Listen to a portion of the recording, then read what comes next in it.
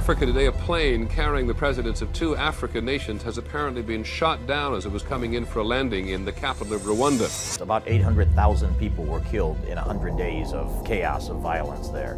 That's 56,000 people being killed every week. Or if you break it down even further, that's 8,000 people a day being killed, or 333 people being killed every hour for 100 days. That almost screams out to you that the entire population was involved. 1994. In just 100 days, over 1 million people were slaughtered. Neighbors turned on neighbors. Friends became executioners. The country collapsed. Socially, politically, economically, there was nothing left. Not even the will to hope. Same country, just 30 years later. So, how does a nation go from genocide to being called the Singapore of Africa? This isn't just a success story. It's a story of what's possible when a country decides that failure is not an option. A nation that hit rock bottom. In 1994, Rwanda didn't just fall, it shattered into pieces. Years of political tension and colonial manipulation had already poisoned the air. The divide between Hutus and Tutsis, once a line drawn by foreign powers, had hardened into something deadly. Then, on April 6, 1994, a plane carrying the Rwandan president was shot down. That one event lit the match. What followed was one of the fastest, most brutal genocides in modern history. Hutu extremists began a coordinated, systematic extermination campaign. House by house, road by road, people were hacked to death with machetes, mothers, babies, teachers, priests. In just 100 days, over 1 million people were slaughtered. 250,000 women were raped. Entire families erased, rivers filled with corpses. Children watched their parents die and then had to run for their lives. The entire country collapsed. The economy? Obliterated. Roads were impassable. Banks were empty. Power plants lay in ruins. Hospitals became mass graves. There were no schools, no markets, no basic services. But the worst loss wasn't material. It was trust. How do you build a future in a country where your neighbor may have murdered your brother? Where every face is either a victim or a killer? Where trauma lives in every home? Rwanda became a ghost state, one where survivors wandered with blank eyes, broken spirits, and no sense of tomorrow. By all measures, Rwanda was a failed state, a place written off by the world. But somewhere in the ashes, something unthinkable happened. A decision to rebuild, not quickly, not easily, but with one powerful vow, never again. And from that vow, the miracle began. Paul Kagame, the man who rebuilt a broken nation. Paul Kagame. To some, he's a visionary, the man who dragged Rwanda out of hell and into modernity. To others, he's an authoritarian in a suit, building success at the cost of freedom. But no matter where you stand, one fact is undeniable. He rebuilt a nation everyone thought was finished. Kagame was the military leader of the Rwandan Patriotic Front, RPF, the rebel group that ended the genocide in 1994. In the aftermath, while Rwanda lay in pieces, he became the de facto leader behind the scenes. By 2000, he officially took over as president. His playbook included strong central control, zero tolerance for corruption, an obsessive focus on security, development, and national unity. He fired ministers for underperformance. He jailed corrupt officials, no matter how high up. He made civil servants declare their assets publicly and retrained them to serve the people, not themselves. Kagame streamlined bureaucracy, eliminated red tape, and made Rwanda one of the easiest countries in Africa to do business in. He invited foreign investors and, more importantly, made them feel safe, and the world responded. Aid poured in. Tech companies came calling. Rwanda became the poster child for African reform. But every miracle comes at a cost. Critics say Kagame rules with an iron fist. Opposition leaders have been jailed, exiled, even found dead. The media operates under tight scrutiny. Dissent, in many cases, is simply not tolerated. Some Rwandans say, "We traded freedom for peace, and we're okay with that." Others, quietly or from abroad, say, "Peace without freedom is still control." The truth lies somewhere in between the numbers that shocked the world.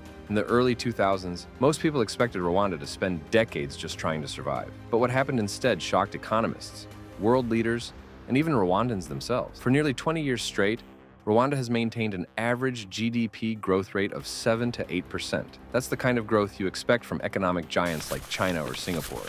Not a tiny, landlocked nation once written off as a failed state. Kigali, the capital, is now being compared to Dubai, not for its wealth, but for its order, beauty, and cleanliness. Plastic bags, banned litter, almost non-existent. Public trash bins are everywhere. And every last Saturday of the month, the entire country shuts down for Umuganda, a national day of community service. Politicians, CEOs, students, farmers, everyone picks up a shovel or broom and gets to work. But Rwanda's success isn't just on the surface. It's become one of Africa's most digitally connected nations, with fiber optic cables spanning thousands of kilometers and public Wi-Fi across Kigali. The government has invested heavily in STEM education, hoping to turn Rwanda into Africa's Silicon Valley. Tech startups are on the rise. Innovation hubs are popping up. It's not about raw materials anymore. It's about brains. Even Rwanda's coffee industry got an upgrade. What was once low-grade bulk export is now premium.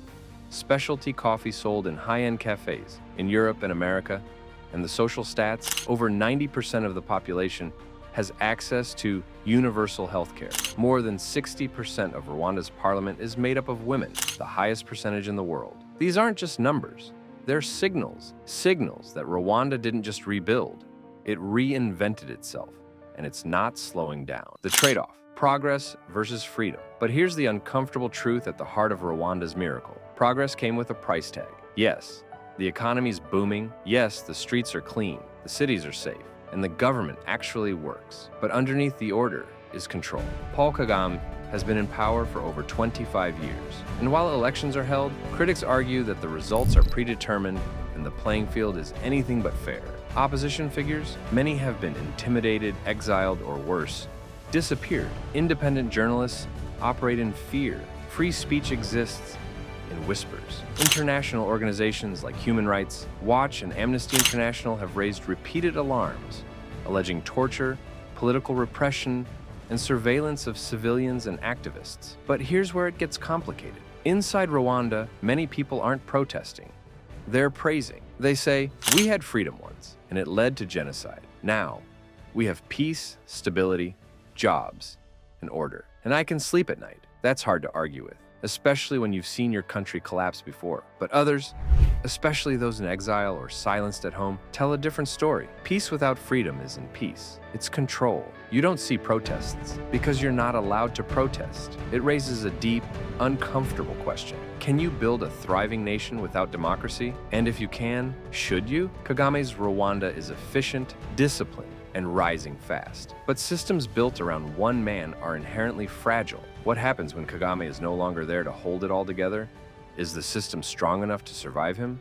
Or is this miracle a castle built on silence? Only time will tell. Ending, a miracle with conditions. Rwanda is a miracle, but not a fairy tale. It's a country that stood at the edge of total annihilation, saw the worst of what humans can do to each other, and somehow chose to fight its way back, not just to survive, but to rise, to rebuild, to redefine what was even possible. It clawed its way out of the ashes, reconstructed its institutions, and turned itself into a symbol of discipline, vision, and ambition. From blood-soaked hills to polished streets, from trauma to transformation. But every miracle has its conditions, its compromises, its unanswered questions. Kigali looks like the future. Futuristic buildings, spotless streets, security everywhere. But behind the order, there's silence. And silence in politics always means something. So what is Rwanda really?